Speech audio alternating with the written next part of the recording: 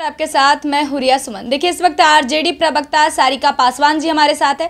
सारिका पासवान जी, इन दिनों नीतीश कुमार जी फिर एक बार चर्चे में आ गए हैं, क्योंकि वो एक ऐसे लोग के घर पे गए हैं जिनके वजह से अभी कंट्रोवर्सी में आ गए हैं। क्योंकि आनंद मोहन एक ऐसे रह चुके हैं, आपको तो बाखूबी पता है और पूरी दुनिया को पता है कि वो बाहुबली नेता कहाते तो जरूर हैं, लेकिन वो गुंडा ज़्यादा कहाते हैं।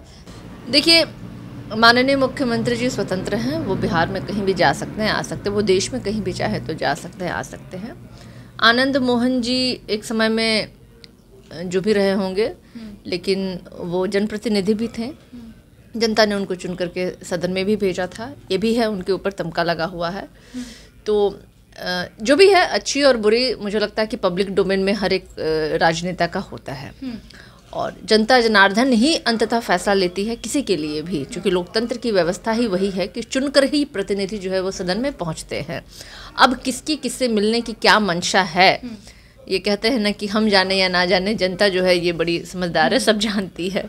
तो मैं तो यही कहूँगी कि कोई अगर किसी से मिलता जुलता है तो किसी का अपना एक वो पर्सनल हो सकता है, उसमें और क्या विशेष बोला जाए। विपक्षी पार्टी तो यही करी कि हो सकता है नीतीश कुमार जी कमजोर पड़ रहे हो, तभी तो आनंद मोहन जी को निकालने के प्रस्ताव में उन्होंने कानून को बदल दिया है। तो कहीं ना कहीं इलेक्शन को लेकर नीतीश कुमार जी ऐसा कुछ कर रहे हैं, बार बार घर जाना। देखिए, हमारे जो विपक्षी हैं अभी वर्तमान भारतीय जनता पार्टी एनडीए, वो बहुत ही घबराई हुई है जब से बिहार में जाति आधारित गणना हुआ है। अब वो हर कार्यक्रम को जात के चश्मे को लगा के देखने लग रहा है, और वो देखने लग रहे हैं कि अरे भाई, अब हम क्या करेंगे। जिन लोगों को हम हिंदू के नाम पे भेड़ और बकरियों के जैसे हाँक रहे थे, अब हम उन पे ये कैसे करेंगे। तो आप समझ सकते हैं, भारतीय जनता पार्टी समझ गई है कि 2024 में भाजपा मुक्त भारत की जो नींव बिहार में रखी गई है वो निश्चित रूप से तय है, और बिहार से 40 सीट जो ये सपने देख रहे हैं वो तो उनको मिलने वाली है नहीं, क्योंकि बिहार की जनता पूछेगी। भारतीय जनता पार्टी के लोग जब लोगों के बीच में जाएंगे तो जनता पूछेगी ना, भाई अरे आपने तो कहा था कि 19 लाख नौकरियां देंगे, आपने कहा था कि सारे चीज़ों की महंगाई कम करवा देंगे, बिहार को विशेष राज्य का दर्जा देंगे। अच्छा, किया क्या आपने, किया क्या आपने। तो मुझे नहीं लगता है कि आज के डेट में भारतीय जनता पार्टी उस जगह पे है जिस जगह पे बैठ करके वो कुछ सोचने या समझने की भी स्थिति में है, क्योंकि उनका सारा जो कहते हैं ना, गाड़ी का चारों पहिया पंक्चर हो गया है। अच्छा, दूसरा चीज़ ये भी है कि आनंद मोहन जी खुद खुलेआम जाकर स्टेज पे ये कह रहे हैं कि नीतीश कुमार जी लोगों के हित में काम करते हैं, उदाहरण आप हमें ले लीजिए। तो ये भी तो बड़ी बात है। लोग तो ये अनुमान लगा रहा है कि ये गुंडा को निकाल दिए हैं तो वो क्या हित में काम कर लिए। 10 की ताली बज रही है, वहाँ पे 50 लोगों की भीड़ है और 10 की ताली बज रही है। देखिए, मैं अगर पर्सनली आप मुझे तो पूछे तो मैं आनंद मोहन जी को अपना आइडियल मानती ही नहीं हूँ। अच्छा। तो लेकिन अगर पार्टी के संदर्भ में मैं बोलूँ तो मुझे लगता है कि उनके बेटे चेतन आनंद जो है वो हमारे पार्टी से विधायक है, और अगर उनके विषय पे कुछ बोलना होगा तो मैं बहुत सकारात्मक तरीके से बोलूँगी भी। लेकिन अब अगर कोई मंच पे खड़ा होकर के अपनी पीठ खुद ही ठपठपा ले, ठोक ले, अपने ही कसीदे गाए, अपने गुणगान करे, तो अब ऐसे विषय पे क्या कहा जा सकता है।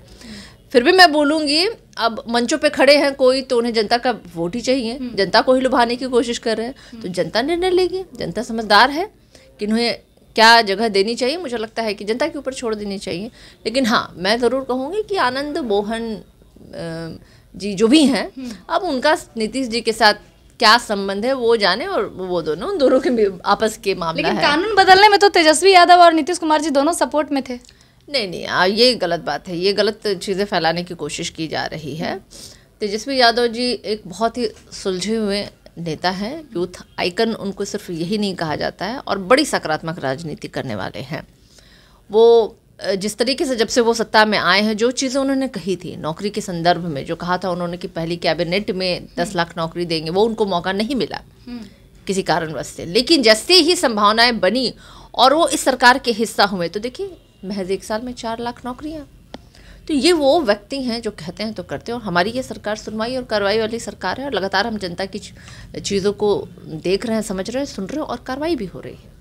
देखिए, ये थे हमारे साथ एक धुरंधर प्रवक्ता सारिका पासवान जी, जिनका साफ तरीके से सवालों का जवाब हमें मिलता है, और बहुत अच्छा लगता है कि इन्होंने जिस तरीके से सवाल का जवाब दिया है। कहीं ना कहीं ये बड़ी बात है कि एक महिला होकर और आरजेडी प्रवक्ता होकर इन्होंने तरीके से सवाल का जवाब दिया है।